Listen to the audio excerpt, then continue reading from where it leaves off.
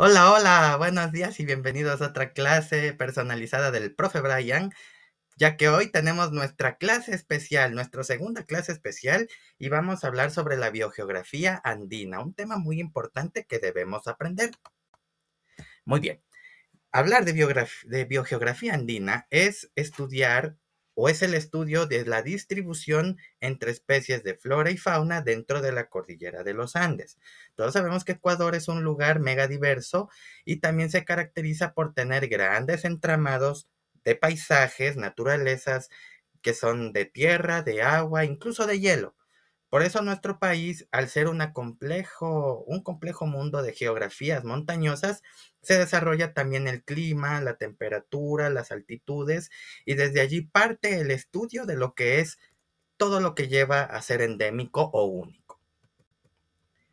Hablar de biogeografía andina es también conocer todas sus variedades. Si hablamos de relieves montañosos, todos sabemos que la cordillera de los Andes, desde sus partes oriental, occidental y también ocupativa, tiene una gran diversidad de altiplanicies. Quiere decir, son grandes a extensión y puedes utilizarlos para conocer. De hecho, sus diversos elementos ayudan a que otros paisajes vivan.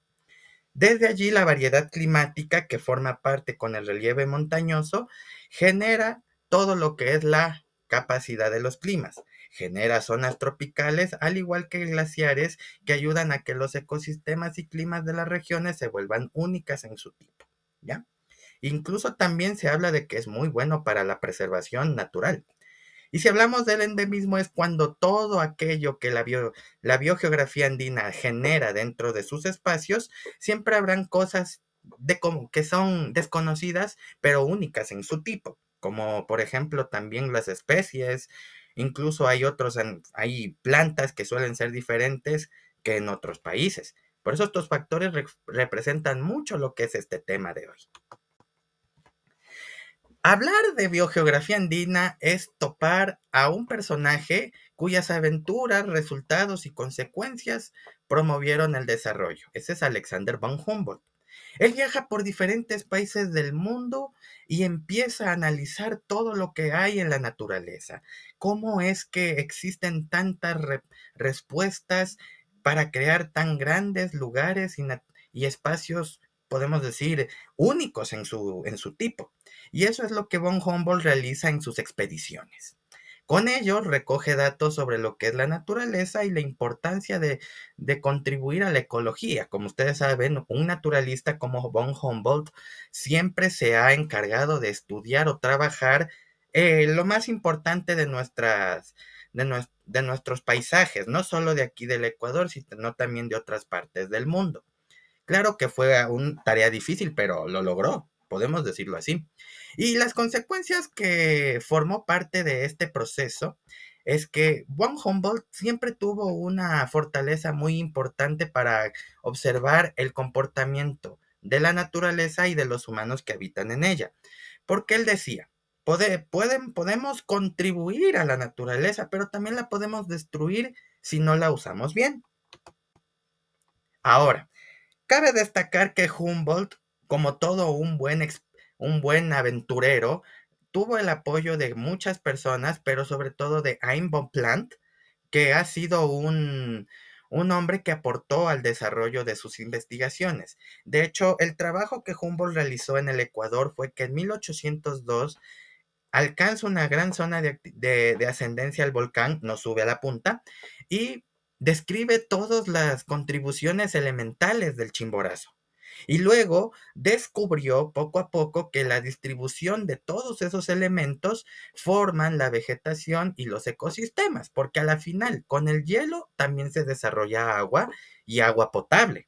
Y desde allí todas estas funciones naturales permitieron que Humboldt llegara a la conclusión de que necesitaba un proceso de desarrollo natural para poder crear lo que son también paisajes como bosques, selvas, incluso también unas partes de los manglares, etcétera. De ahí nace una parte de su trabajo.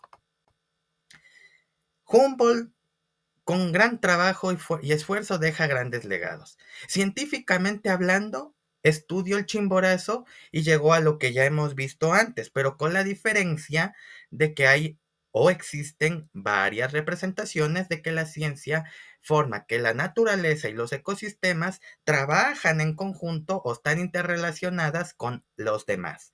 Sin el Chimborazo no tuviésemos la gran megadiversidad de la cual se describe, porque si no estuviéramos sin ríos, sin riachuelos y las naturalezas perecerían. En el arte, bueno, con la visión de Humboldt, muchos artistas dentro de la pintura, los mismos naturalistas colegas y actualmente fotógrafos quieren conocer Ecuador para aprender, no para tomar la foto o retratar el dibujo, sino también para, digamos, mostrar la variedad natural que lleva eso. Por eso hay también una función en la que Friedrich Georg Weist dibuja o interpreta al Chimborazo como el coloso de la nieve para el mundo. Y Ecuador está en su dicho o en su cita icónica que somos seres raros y únicos quienes dormimos tranquilos en medio de los volcanes. O sea, vivimos en una cuna de tierra bastante protegida por los daños ambientales. O sea, estamos como quien dice con chaleco de, con chaleco protector. Ahora, hablar de biogeografía también es desenterrar al enemigo más importante, el calentamiento global. Actualmente, sí, hay muchos problemas. Actualmente, en el año pasado tuvimos o hemos sido testigos del daño ocasionado por un incendio en el sector de Huápulo. Imagínense todos los árboles que murieron dentro de la montaña al frente que separa lo que es la autopista Simón Bolívar y nuestras calles. Entonces, si te pones a dar cuenta con los incendios provocados, la contaminación ambiental, incluso también la tala de árboles injustificadas, pues generó este tema del calentamiento global de una forma abrupta, incluso también el derrame de petróleo. Incluso gracias a este proceso, por eso también decía que se encontraban glaciares, los glaciares están derritiéndose de una forma inconmensurable, es decir, no equilibrada, haciendo que pierda mucha cantidad elemental de flora y fauna para futuro. Pues las regiones, si se dan cuenta, hay poco trabajo en cuanto a preservación natural se refiere. Pero si te pones a ver, eso es producto del calentamiento global. El Chimborazo puede estarse derritiendo, ya no podría volverse el nevado congelado y friolento del que uno quiere trepar. Y obviamente Humboldt, cuando estudia, él mismo se da cuenta de que si esto se consume, si la estructura nevada del Chimborazo se empieza a derretir o se daña, entonces aquí habría una pequeña malfunción y eso se debe a los cambios abruptos de clima del calentamiento global. Imagínense que el sol continúe más a tiempo y el invierno llegue más tarde. Es un poco complicado. Y otro de los proyectos que obviamente la política ha impulsado para el Ecuador y la preservación era el hecho de que las zonas rurales protejan el lugar, que las dos zonas se unan para la protección ambiental. Pero si nos ponemos a pensar, la gran diferencia entre rurales y urbanas, zonas del Ecuador, es que las zonas rurales siempre cuidarán de su principal producto. Las zonas urbanas simplemente nos dedicamos a su consumo, pero también hay gente que sí entiende las gravedades de este asunto. Otra de las conclusiones para ir acabando esta primera parte de la clase es que nuestra biogeografía andina es hermosa.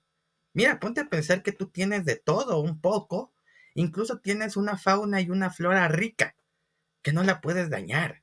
Por eso, si se dan cuenta, Humboldt no es que solo viajó por viajar, él viajó por un propósito, y era llevar a todos un proceso de trabajo importante que el mundo debe conocer, porque, porque el mundo antes eran los países más desarrollados. Los países subdesarrollados, básicamente también estamos en ese proceso de preservación natural, y por eso tenemos mucha conciencia ambiental para las personas que lo estudian.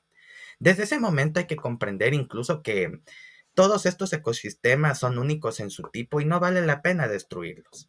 Es importante crear conciencia en que todo esto tiene un sentido único de preservación y su discriminación o su ataque directo hacia todo tipo de productos naturales o explotación de todo tipo puede causar un daño irreversible a las mismas condiciones naturales.